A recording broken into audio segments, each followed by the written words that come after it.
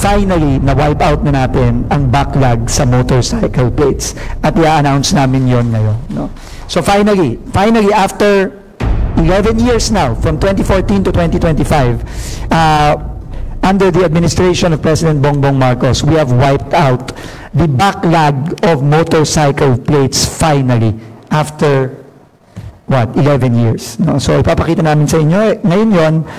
At meron din tayong i-launch na IT application na tinatawag nating LTO tracker. No, where yung mga hindi pa nakakakuha ng plaka, lalo na sa motorcycles, yung mga matagal nang naghihintay ng kanilang mga plaka, mache-check na nila dito sa LTO tracker natin, mamaya ipapakita natin yung video, para malaman nila kung paano nila makukuha yung kanilang matagal nang hinihintay na plaka ng kanilang motorcycles. So, finally, after 11 years, we have addressed the, you can start the presentation already. So, alam niyo naman to, 2014, time pa ni President ni Pinoy, nagkaroon tayo ng napakalaking problema sa backlog ng motorcycles. No, umabot yan ng 12 million. As of this year, it was cut down to 5.4 million. And this is the breakdown, the largest in NCR and Luzon. But we have now, officially we are here to announce, we have already produced 5.4 million motorcycle plates, which effectively eliminates the backlog. So as of now, under the term of the administration of President Bongbong Marcos, wala na tayong backlog sa motorcycle plates. So, right now, those plates are right now being distributed. Na-produce na yung plates. Natapos na. No, minadali yan ng nila Asek Digor, nila Yusek Mon, nila Edie Greg. Itong past couple of months, minadali nilang matapos yan. Tapos na ang 5.45 million plates.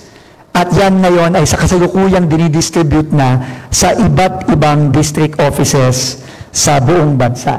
At para makuha ng mas madali, mamaya, bago ako tumanggap ng tanong sa inyo, i-demo ni Yusek Mon at ni Edie Greg yung ating LTO plate tracker. So para sa ating mga motorcycle drivers, riders, owners, pwede nilang ilagay yung kanilang either plate number, kung alam na nila yung kanilang plate number, or yung motorcycle MV file na nandun sa kanilang certificate of registration sa CR nila.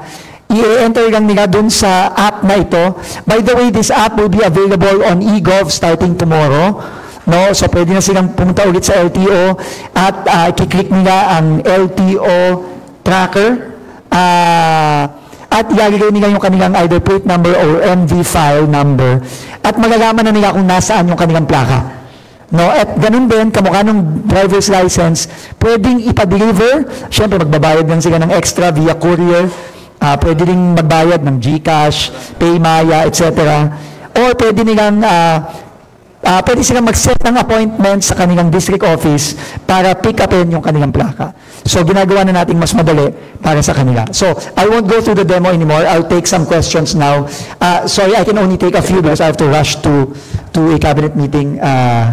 Maybe. So, when we say zero backlog, we've produced, available siya, no? Available na, yes. I-distribute na lang ngayon sa mga district offices. And kasi may mga Facebook groups, I think, na naghihintay pa rin ng mga plaka. So, where do you attribute now the delay? Paano yun? Hindi, kasi kakatapos lang namin ngayon. Okay. Ngayon pa lang natapos. So, in the next few months, sabi nga doon, in the next few months, dinidistribute na yan. It obviously takes some time to distribute, no? Pero, ano na yan? In fact, meron na kaming nakita sa Facebook na nagsasabi na, uy, nakuha na namin yung mga plaka namin. In fact, after 10 years, may mga nagsasabi. May mga nakikita na kami sa Facebook na nagpo-post. Pero, ang pinakamadali talaga, i-check nila every now and then, in the next couple of weeks, yung mga plaka nila sa LTO tracker para malaman na nila kung na-deliver na yung kanilang mga plates sa district offices. And pwedeng nilang ipa-deliver sa bahay nila o pick upin na lang. So ano to? Proseso to, no? Siguro just give us a couple of more weeks or maybe a few months to deliver sa district offices, pero produce na lahat ng plates.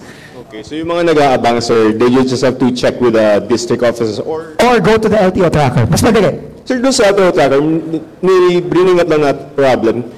Kasi pag nagbayad na daw sila sa GCash, walang update kung kailan dadating yung plaka nila. Sa app merong tracker. Meron daw. Meron. Demo it later. Pagkabayad sir sa GCash, parang wala na. Parang na-collect lang yung money, tapos parang, what do I do now? If you choose yung courier service, yung courier service tracking mechanism applies. So kung LBC yan, you will now check dun sa LBC app nila to track your shipment or your delivery. So available yon. Sinigurado ng LTO yon during the accreditation process ng mga courier service. Siguro, but very important yung feedback from the public. So, padala lang kayo ng padala ng feedback. Ngayon, sasagutin ng LTO yan and maglalabas ng mga instructional videos ang LTO. Baka lang kasi hindi lang niya nakita dun sa app. Ngayon, ipapakita nila yung instructional video ngayon. Later. And it's also going to be available na via eGov starting tomorrow. Para mas madali. Kamukha nung driver's license renewal. Bagong Pilipinas, lahat may plaka na. Para matrack ang availability ng inyong plaka, narito ang mga hakbang kung paano ito gamitin. Una, buksan ang website. I-type ang www.ltotracker.com sa inyong browser. Pangalawa, i-check ang availability ng plate. I-click ang plate number tab, ilagay ang inyong plate number o MV file number, i-check ang box para sa privacy policy, at pindutin ang track and check availability. Pangatlo, alamin ang status ng inyong plaka.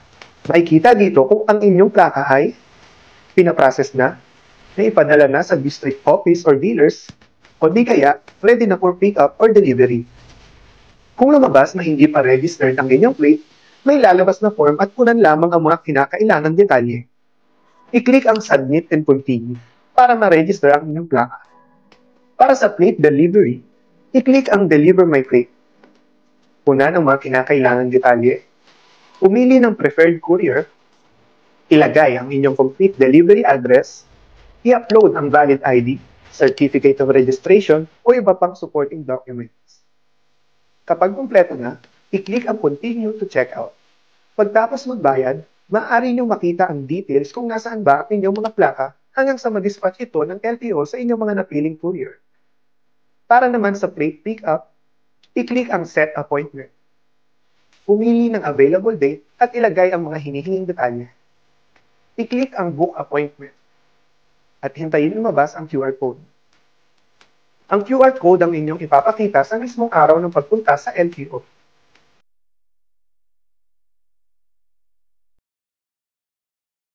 On how the LTO tracker works from our Executive Director and Acting Assistant Secretary, Attorney Greg Pua. Okay, good morning. So meron po tayong client dito na pipick up ng kanyang plaka na matagal na niyang hinihintay. So ito dito yung client. So sir, tayo ka lang yung naka-ano. Ito. So itatype na yung plaka niya.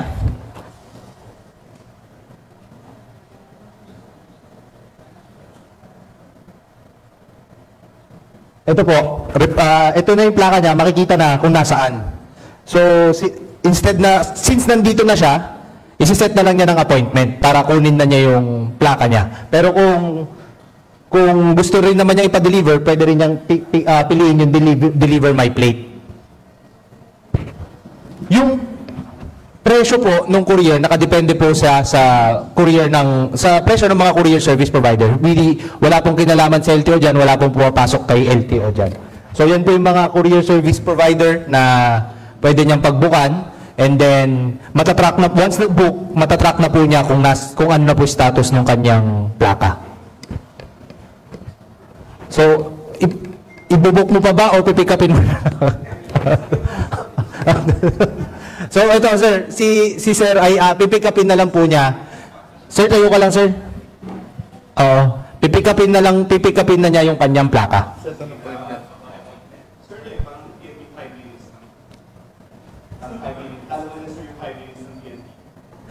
Pagka nag-set ng appointment, pag nag-set ng appointment, sir, talagang pagdating, pick up, available na. Mag-set appointment ka daw. Yung availability ng date.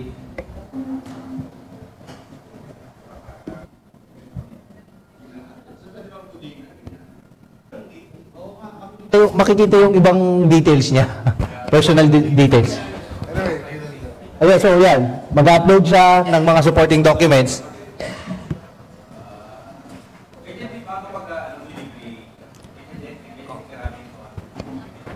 Yes, sir. In addition, yung address na pagpapadeliveran mo.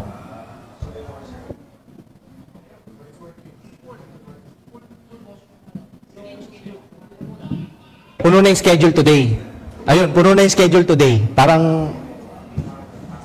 Yes po. Makikita nyo po, pwede nyo puntahan mamaya yung aming courier hub. Meron pong waiting area po doon.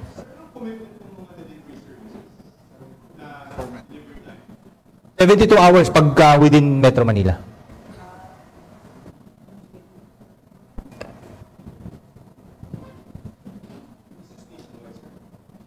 Yes, yes sir, nationwide.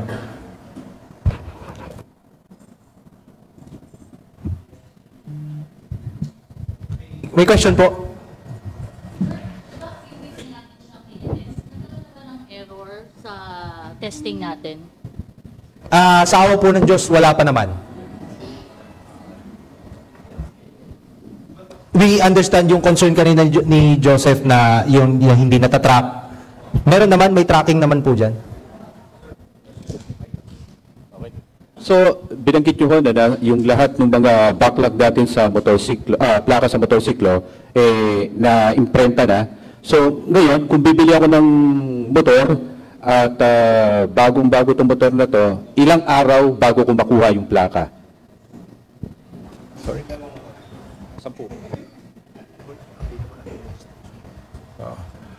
Supposedly yung plaka is available upon registration. Ang challenge lang ngayon is yung distribution kasi in bulk ito. LTO is planning to have this distributed in about 1 million per month, diba? So, yung pong bodega sa mga regional offices, bago nila ma-download sa district offices, medyo doon lang konting delay lang. Pero tuloy-tuloy po ang ginagawa natin. So, most likely available na upon registration. So, kung mag-walk-in ba ako at pupunta ako dito at di ko na ako gagamit ng LTO tracker, may possibility ba na pwede kong makuha yung aking plaka sa motorsiklo, Yusek? Kung hindi pa ho na-assign yung plaka sa district office kung saan kayo originally nagrehistro, pwede pong makuha dito. No?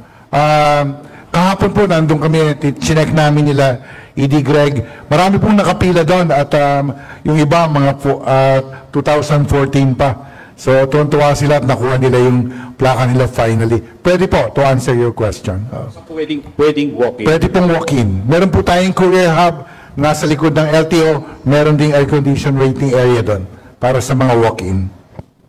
Kay Yusek Mon, kanina pa nabanggit niya yung di ba, upon registration pwede na makuha ideally yung plaka. Tapos ang problem lang po natin is yung distribution. How are you addressing this po? Yung pong distribution, tuloy-tuloy na nangyayari yan. No? Ang challenge lang nga po is yung bodega ng ating mga regional offices. So immediately after the strategy is, pag na-receive po sa regional office, downloaded kagad yan sa district office. That's why we say it's available sa district office as you register. Today, I think the number is increasing.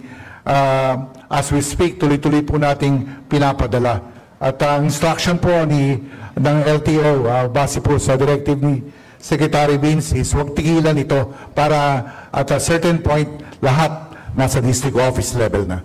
Sir, I think yung rin po, yung goal ng LTO even before pa po is to, yung kunyari bibili ng kotse, tapos paglabas ng kasa is may plaka na kaagad. How possible is that?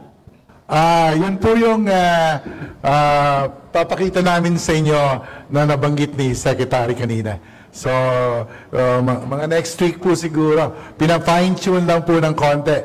This is the strategy. We're working closely with the dealership ng mga sasakyan para right there makukuha mo na yung plaka. The details po will be given to you by the Secretary next week. Meron po yan na not displaying yung actual plate. Lalo na kung meron ka ng plaka at hindi mo ginagamit, meron pong penalty yan. Meron na po, andito na. LTO tracker. So kung may EGOV po kayo, makikita nyo na yung LTO tracker.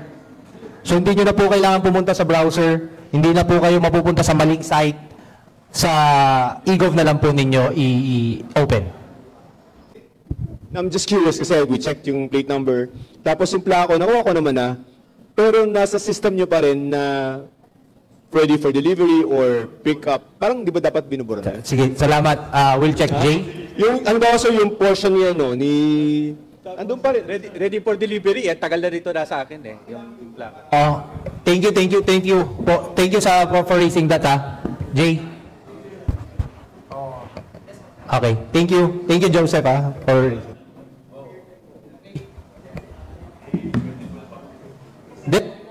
Po. Nasa EGOV, punta lang ulit sa NGA, punta sa LTO. Ayun po yung LTO tracker, nasa baba, nasa taas niya si online driver's license application. Renewal. Ayan. Okay na. So pati po hindi lang po plate number ito. May mga natitira-tira pa rin po kasi tayong mga kliyente na paper license po pa lang. Pwede rin po silang mag-book dito para ipagpapadala na sa kanila yung kanilang card.